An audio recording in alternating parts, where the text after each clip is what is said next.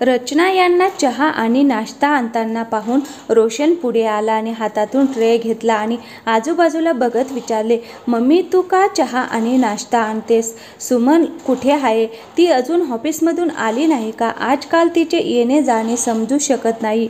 ऑफिसमधून येताच ती लगेच निघून गेली. निघताना ती फक्त म्हणाली की ती तिच्या आई वडिलांच्या घरी जात आहे. आईची तब्येत ठीक नाही. अरे, रोशनच्या तोंडून फक्त एकच शब्द ऐकून रचनाताई आतून संतापल्या आणि म्हणाल्या, हे सगळं तुझ्या लाडाचा परिणाम आहे. तू तिच्यावर लगाम लाव, नाहीतर हाताबाहेर जाईल. लग्नाला 5 महिने झालेत, पण सुमन तिच्या आई वडिलांच्या घरी 50 वेळा जाऊन आली असेल. सुनेला तिच्या आईवडिलांच्या घरी जाण्यासाठी फक्त एक निमित्त हवे असते आणि महाराणी निघून जाते. म्हणूनच मला अशी जवळची मुलगी नको होती.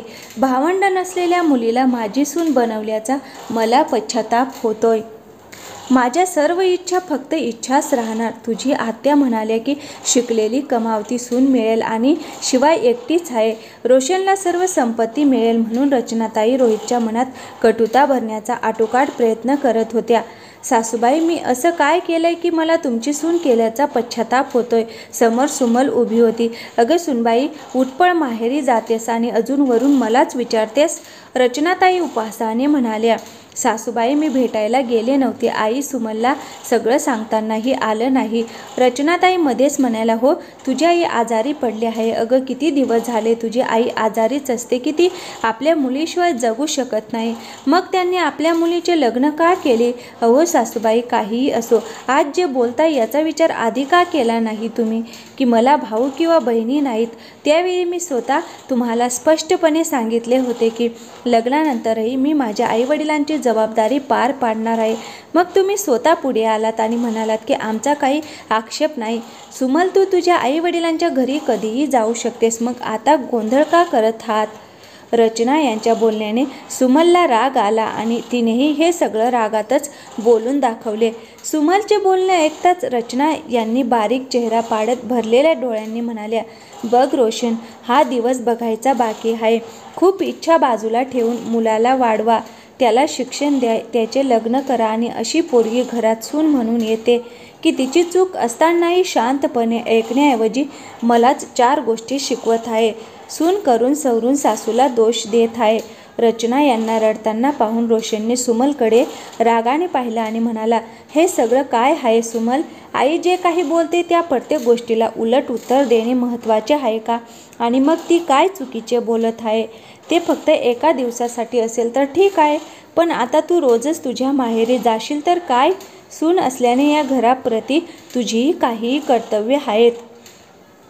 सुमल म्हणाली, मग मी सून किंवा बायकोंच्या कर्तव्यातून कधी माघार घेतली का? आजवर असे घडले आहे की मी या घरची जबाबदारी घेतली नाही. सकाळी सुद्धा मी सगळी कामं उरकून जाते. रोशन, तुझी आई आजारी असताना मी त्यांची काळजी घेत नाही का? मी सुनेची सर्व कर्तव्ये पार पाडते, पण तू जावाईची कर्तव्ये पार पाडतो का? मी तुझ्या आईच्या तब्येतीची काळजी करते, तसं तू माझ्या आईवडिलांच्या तब्येतीची काळजी करतोस का? नाही ना. तरी मी किंवा माझ्या आईवडिलांनी कधी तक्रार केली का? नाही ना. लग्नाच्या वेळी तू माझ्या आईचा हात धरून म्हणालास की आजपासून मी तुमचा मुलगा आहे.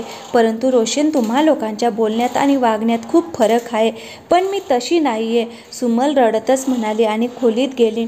रोशन रागाने म्हणाला, हे सर्व काय आहे आई? ती घरातील सगळं काम करत आहे, तरीही तुझी तक्रार आहे.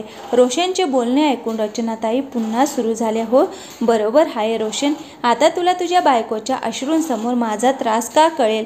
त्यानंतर रोशनचे वडील विजयराव त्यांच्या खोलीतून बाहेर आले आणि रचनाताईंना म्हणाले, मी तुला खूप समजावले, पण तुला काहीच समजायचे नाही.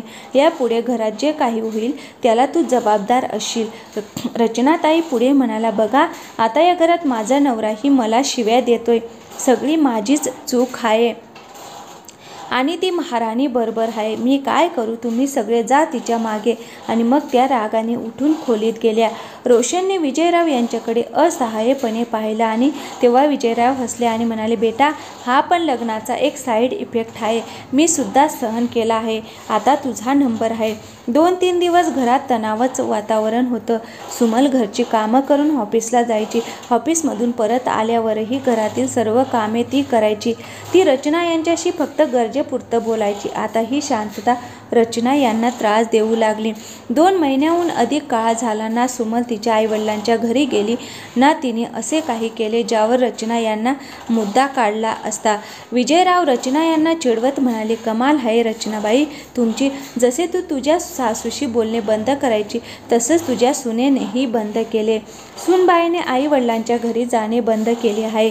तू तुझ्या सुनेला कामाला लावलंस. आता रचना काही बोलू शकल्या नाहीत. फक्त तोंड फिरवून त्या उभ्या राहिल्या. रविवारी रात्री जेवताना सुमल रोशनला म्हणाली, रोशन मी उद्या ऑफिसमधून सुट्टी घेतली आहे. मला माझ्या आईवडिलांच्या घरी जायचे आहे. आता सुमल ऑफिसमधून निघून आईवडिलांच्या घरी जात जाईल. त्यामुळे रचना यांना त्यांच्या सुनेला टोमणे मारण्याची संधी मिळेल याचा आनंद झाला. सकाळी उठून काम आवरल्यावर सुमल म्हणाली, मी आईवडिलांच्या घरी जात आहे. मला पप्पांबरोबर कोर्टात जायचं आहे. मी 4 वाजेपर्यंत घरी येईन. कोर्ट काही प्रॉब्लेम आहे का सुनबाई? असं काय झालं की तू आम्हाला सांगितलंही नाहीस? विजयराव सुमलला विचारू लागले. रोशनलाही काळजी वाटू लागली. सुमल म्हणाली, काळजी करण्यासारखं काही नाही. विजयराव म्हणाले, मग तू कोर्टात का जात आहेस? तुझ्या पालकांनी काही केले आहे का?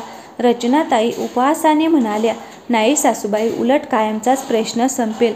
माझा चुलत भाऊ आणि वहिनी त्यांच्या कुटुंबासह माझ्या आईवडिलांच्या घरी शिफ्ट होणार आहेत, जेणेकरून ते त्यांची चांगली काळजी घेऊ शकतील. आजकाल काही लोक स्वार्थी बनून पैशांसाठी विश्वासघात करतात. म्हणूनच आई आणि बाबांनी ठरवले आहे की ते त्यांची संपत्ती माझ्या भाऊ आणि वहिनीला देऊन टाकतील.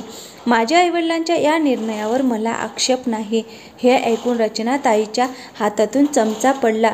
त्या रागाने सुमलला म्हणाल्या, सुनबाई काय बोलते, समजतंय का तुला? विजयरावांनी रचनाताईंना गप्प केले आणि शांतपणे सुमलला विचारले, सुनबाई एवढा मोठा निर्णय घेण्यामागे काहीतरी ठोस कारण असेल ना? आता तुम्हा सर्वांना हे चांगलं माहीत आहे की मी एकुलती एक मुलगी आहे, पण आता मी त्यांची काळजी घेऊ शकत नाही. म्हणूनच मी माझ्या काकांशी बोलले. त्याचा धाकटा मुलगा राजू दादा आणि वहिनी तिच्या आई वडिलांकडे राहायला येण्यास तयार आहेत. त्यांची आर्थिक स्थिती फारशी चांगली नाही. एक जुनी म्हण आहे की जो जबाबदारी घेतो आणि सेवा करतो तोच वाटेकरी असतो. आता मी त्यांच्या सर्व जबाबदारी आणि सेवेकडे पाठ फिरवली आहे. आता त्यांच्या संपत्तीवर माझा अधिकार राहिलेला नाही. म्हणूनच मी कोर्टात जाऊन NOCवर सही करून माझा हक्क सोडत आहे. सुमलच्या या बोलण्याने रचनाताई स्तब्ध झाल्या. पण ही इतकी मोठी गोष्ट झाली आहे की तुला मला सांगण्याची गरजही वाटली नाही. रोशनला सुमलचा राग आला. तेव्हा सुमल रोशनला म्हणाली, पण तेव्हा तूच म्हणाला होतास मला तुझ्या आईच्या घरच्या गोष्टींपासून दूर ठेव आणि तू आईबद्दल काहीच ऐकून घेतलं नाही. रोशन तूच मला सांगितले होते की आईला मी माझ्या आईवडिलांच्या घरी गेलेलं आवडत नाही, म्हणून मी यावर उपाय शोधला पाहिजे. तरी आता तू का रागावत आहे? रोशन म्हणाला, तुझ्या या वागण्याने तुलाच नुकसान होईल. सुमल म्हणाली, कसले नुकसान? मी संपूर्ण घरात CCTV कॅमेरे लावले आहेत, जेणेकरून मला प्रत्येक गोष्टीवर चांगली नजर ठेवता येईल. भाऊ आणि वहिनी आहेत आणि जेव्हा जेव्हा गरज पडेल तेव्हा मी देखील जात राहीन. आईला आता माझ्या विरुद्ध काही तक्रार असेल असं वाटत नाही. एवढं बोलून सुमल निघू लागली. दर महिन्याला पगार द्यायचा असं मालमत्तेबद्दल कोण लिहून देतं? रचनाताईच्या डोळ्यात मालमत्ता गमावल्याचे दुःख स्पष्ट दिसत होते.